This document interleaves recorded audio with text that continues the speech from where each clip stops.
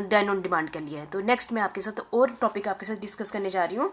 Next है हमारा time instrument. Time instrument जैसे कि नाम से ही पता चल रहा है कि ऐसा डॉक्यूमेंट होगा जिस पर हमारा टाइम फिक्स होगा। ठीक है, आप सभी को पता है कि कौन कौन से होते हैं। एक तो जैसे कि बिल ऑफ एक्सचेंज और प्रोमाइजी नोट, आप सभी को पता है कि जब भी ये इशू होते हैं तो उस पर टाइम लिखा होता है ना कि 3 महीने के बाद इसकी पेमेंट होगी।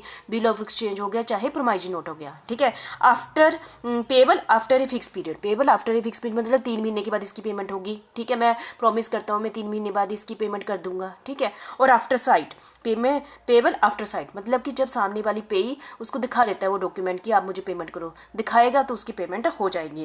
Payable on a specific date, वो उस डेट को ही पेमेंट होगी जो उस पर स्पेसिफाई की होगी। ठीक है, और payable on the happening of an event which is certain to happen, payable on happening of the event which is certain to happen, ऐसी इवेंट जो पता है कि पक्का होनी है।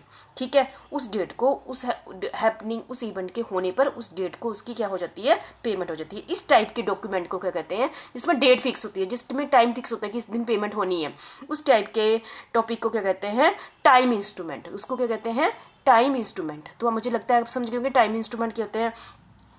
जैसे मैंने साइड बोला ना दिखाने पर, इसका मतलब क्या हो गया, for a bill of exchange means after acceptance. आपको पता है कि एक्सेप्टेंस कौन देता है, ड्रॉर देता है। ठीक है, कौन देता है, डेटर देता है ना।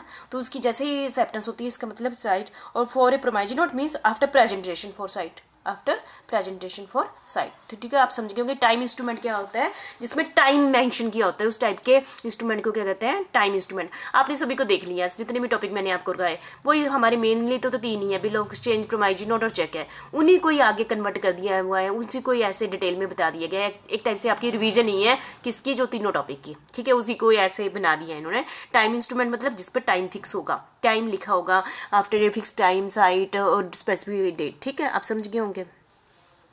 6 है हमारा एकोमोडेशन बिल।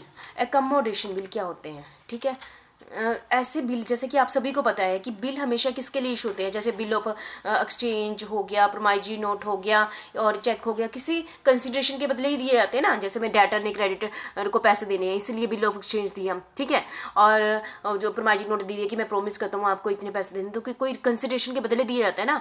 तो आप सभी को पता है कि जितने भी हमारे बिल है वो किसके बेस पर बनते हैं, कंसिडरेशन के बेस पर बनते हैं। पर हम अब ऐसे बिल जो विदाउट कंसिडरेशन के बेस पर बनाए जाते हैं उसको क्या कहते हैं, accommodation bill. Accommodation bill, when bill is drawn, accepted, endorsed without any consideration is called a accommodation bill. The accommodation party sign the accommodation bill as drawer, as a drawer वो उस पर साइन करता है कि हाँ मैं payment कर दूंगा, एक्सेप्ट कर लेता है, इंडोर्सेस विदाउट अदर पर्सन। ठीक है, he is liable on the bill to the holder, जिसके पास वो बिल होगा उसको वो क्या कर देता है, पेमेंट कर देता है। And it is immaterial whether when such holder took the bill he knew such party to be an accommodating party और नॉट। ठीक है, आप समझ गए होंगे। जैसे कि मेरे फ्रेंड को कहा कि मुझे पैसे की जरूरत है ना, ठीक है, तो वो मेरा फ्रेंड एज ए ड्रॉअर का काम कर देता है, लेकिन मेरे फ्रेंड को मेरे से कोई भी कंसिडरेशन नहीं चाहिए। ठीक है, एज ए फ्रेंडशिप में वो क्या करता है, एज ए ड्रॉअर का काम कर लेता है, तो बिल भी वो वाला क्या माना जाएगा, वैलिड माना जाएगा। ठीक है, आप समझ गए होंगे अकोमोडेशन बिल क्या होता है। बस यही फ़र्क है, जैसे कि हम कहते हैं प्रोमाइजी नोट और वो बिल ऑफ एक्सचेंज है वो हमेशा कंसिडरेशन के बदले ही इशू किए जाते हैं। ऐसा बिल जिसमें विदाउट कंसिडरेशन इशू किया जाता है उसको हम क्या कहते हैं, एकोमोडेशन बिल। जैसे कि मैंने अपने फ्रेंड की हेल्प ले ली, ठीक है, और उसने एज ए ड्रॉअर काम कर दिया, तो ये भी वैलिड माना ही जाएगा। ठीक है, इसके कुछ पॉइंट है। Accommodated party can not pay the amount of the bill, recover the amount from any person who become a party to the bill or his accommodating। ठीक है, आप समझ गए होंगे। ठीक है, no presentation of accommodation bill to the acceptor for payment does not discharge the drawer। ऐसा नहीं है यदि मेरा फ्रेंड पेमेंट नहीं करता है, समझो मैं अकोमोडेशन करता है, तो ओरिजिनल पार्टी की रिस्पॉन्सिबिलिटी तो बनती ही है। ठीक है, तो ठीक है, आपने कर लेना अकोमोडेशन बिल क्या होता है। ठीक है, फिक्टिशियस बिल, नाम से ही पता चल गया। सेक्शन 42 फिक्टिशियस बिल मतलब कि जिसमें कुछ चीज़ें मिसिंग होंगी। फिक्टिशियस बिल होते हैं when the name of the drawer और पेई और बोथ द फिक्टिशियस। फिक्टिशियस मतलब होता है जैसे कि हमें क्लियर नहीं हो पा रहा है कि कौन ड्रॉअर है, कौन ड्रॉई है, कौन पेई है, कौन मेकर है। ठीक है, और उनका अब क्लियरिटी नहीं है। ठीक है, उस टाइप के बिल को क्या कहते हैं, फिक्टिशियस बिल। ठीक है, अंडर सेक्शन 42। ठीक है, only a holder in due course can recover the money as against the acceptor. Holder in due course क्या होता है ये मैं आपको डिटेल में बाद में बताती हूँ। जिसके पास ये होल्ड होगा वो एक्सेप्टर के पास से मनी ले लेता है। ठीक है, तो देखो आपको पता है यदि ड्रॉई का पता है और ड्रॉअर एक्सेप्ट कर लेता है ना, तो जो एक्सेप्ट करता है उसकी रिस्पॉन्सिबिलिटी बन जाती है, चाहे फिक्टिशियस पर्सन कौन है, ड्रॉई है, ठीक है। मतलब कि कहने का मतलब यदि बिल में कोई भी एक पार्टी है ना, वो क्या करती है, वो फिक्टिशियस है, उसका पता नहीं है कौन है, और दूसरी पार्टी हाँ कर देती है, तो उस दूसरी पार्टी की क्या बन जाती है, रिस्पॉन्सिबिलिटी बन जाती है। Where a bill is drawn in the name of the fictitious person and payable to the drawer order, the acceptor is liable to pay to the order of the person who signed it as drawer, drawer की responsibility बन जाती है। इतना तो आपको पता चल गया। फिक्टिशियस बिल नॉर्मली आप बस ये सीखो, फिक्टिशियस बिल क्या होता है अंडर सेक्शन 42, जिसमें दोनों पार्टियां, चाहे एक पार्टी है या दो पार्टी है या दोनों पार्टियां हैं, जिनका फिक्टिशियस है, जिनका क्लियरिटी नहीं हो पा रही है ना, अंडर सेक्शन 42 फिक्टिशियस बिल। आप समझ गए आप, है ना। नेक्स्ट है हमारा ambiguity instrument, ambiguous instrument under section 17। कौन से सेक्शन के अंदर, एम्बिग्यूटी की अंडर सेक्शन 17।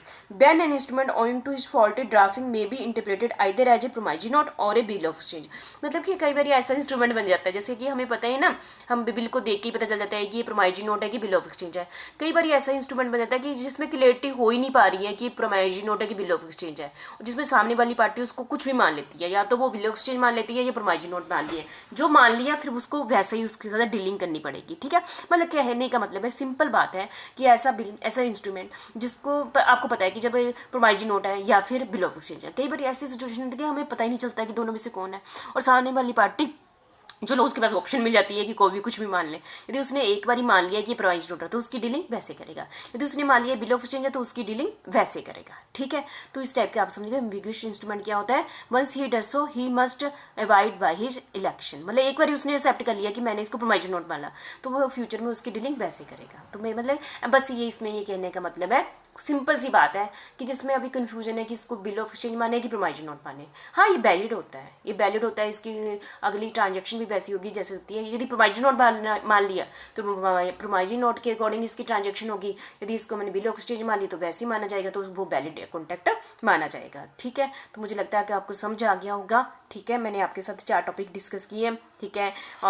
ये बहुत ही इंपॉर्टेंट है, ये पेपर के लिए आपको 2 मार्क्स का क्वेश्चन भी आ जाता है। पहला कौन सा किया, टाइम इंस्ट्रूमेंट किया, जिसमें टाइम मेंशन होगा, जैसे बिल ऑफ एक्सचेंज और प्रोमाइजी नोट में हमेशा टाइम मेंशन किया होता है, बट लेकिन चेक में ये भी हो सकता है कि 6 महीने तक वैलिड होता है जिस दिन इशू होता है, ये आपको पता ही है। और अकोमोडेशन बिल क्या होता है, जिसमें पार्टी जो ड्रॉअर बनता है ना, जो एक्सेप्टर बनता है, वो उसको विदाउट कंसिडरेशन बन जाता है, जैसे मेरा फ्रेंड बन गया मेरी हेल्प के लिए, ठीक है।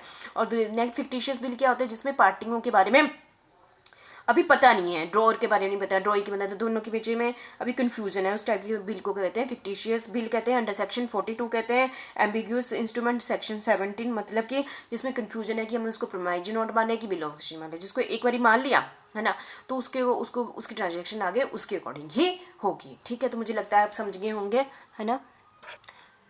Thank you very much.